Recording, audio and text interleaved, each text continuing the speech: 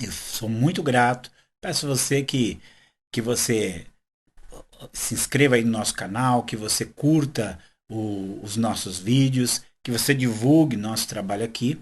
E eu queria hoje apresentar para você mais um devocional do Salmo 119. E agora nós vamos para o versículo 3, que diz: E não praticam a iniquidade, mas andam nos seus caminhos. Na verdade, o que nós temos aqui é uma continuação do versículo anterior, do versículo 2.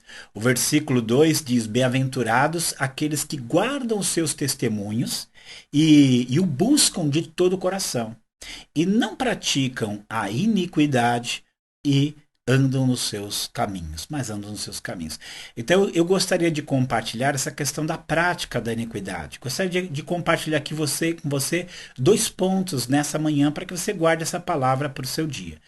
Uma das coisas que fala é que nós somos bem-aventurados quando nós não praticamos a iniquidade, quando nós não vivemos na prática do mal ou na prática do pecado. E a primeira coisa que vem na nossa mente é que nós não somos perfeitos.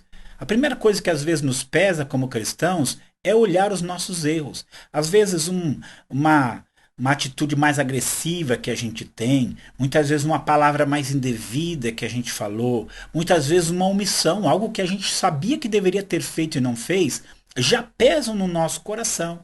E aí quando a gente olha esse versículo dizendo que nós não praticamos a iniquidade, nós ficamos chocados porque nós sabemos que nós praticamos e que muitas vezes nós agimos de uma maneira que é indevida. Nós sabemos disso. Mas aí é onde entra a questão bíblica. Você pode ler a Bíblia toda. Em nenhum momento da Bíblia ela vai falar que você, seguindo o Senhor, vai ser infalível. Mas o que ela diz, nós devemos ter no nosso coração, é que a prática do pecado e do mal não é o nosso estilo de vida. Não é a maneira como nós geralmente vivemos. Não, não é.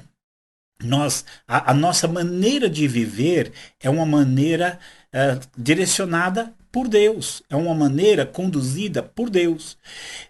Eu gosto de uma ilustração que eu acho muito especial, e aqui você vai entender um pouquinho isso. Quando você está numa piscina, você está nadando naquela piscina, ela pode ter quantos litros d'água tiver. Você não sente o peso daquela água, muito pelo contrário, você vive aquela água assim com um prazer muito grande, é assim que você fica. Mas se você sair dessa água e você pegar um balde dessa água e colocar sobre os seus ombros, você vai sentir o peso. Essa água vai pesar. Você estava nela, você não sentiu. Você está com ela nos seus ombros, ela agora pesa. É o que acontece com o pecado. Quando vivíamos no pecado, ele não era um peso para nós. Nós vivíamos nele, estava tudo tranquilo. Mas agora, qualquer coisa que nós fazemos, que nós sabemos que de alguma maneira não está em harmonia com o Senhor, isso pesa no nosso coração, é um peso. Justamente porque nós não vivemos no pecado. E aliás, se suas atitudes erradas, se as suas atitudes indevidas, elas ferem o seu coração, elas trazem dor ao seu coração, glória a Deus por isso. Enquanto o pecado te incomodar, enquanto o pecado te ferir, enquanto o pecado te trouxer peso para a sua vida, é porque você está em Deus. Porque se você não estivesse, você não se preocuparia com isso, tá? Então e não praticam iniquidade, mas andam nos seus caminhos, não quer dizer que você nunca erre, mas quer dizer simplesmente que seu estilo de vida já não é mais aquele que você tinha. Mas existe uma segunda coisa que eu quero falar com você também sobre isso.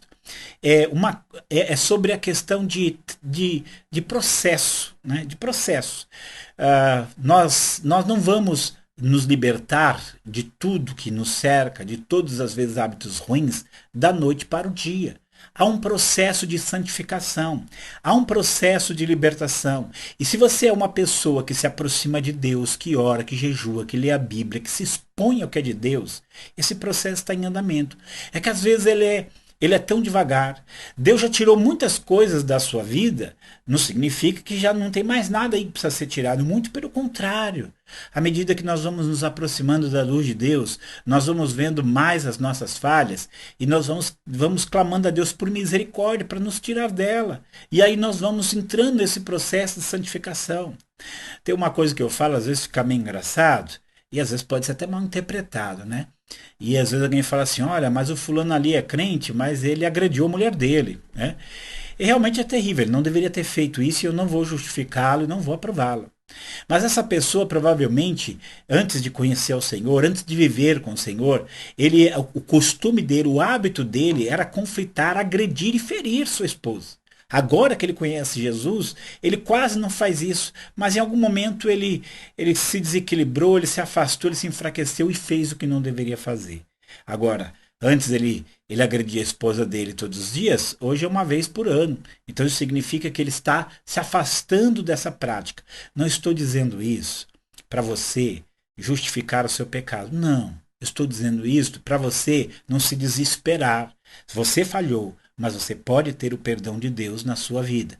João, o mesmo João que fala sobre não praticar o mal, não praticar o pecado, ele fala que se dissermos que nós não temos pecados, nós enganamos-nos a nós mesmos e nós fazemos de Deus um mentiroso.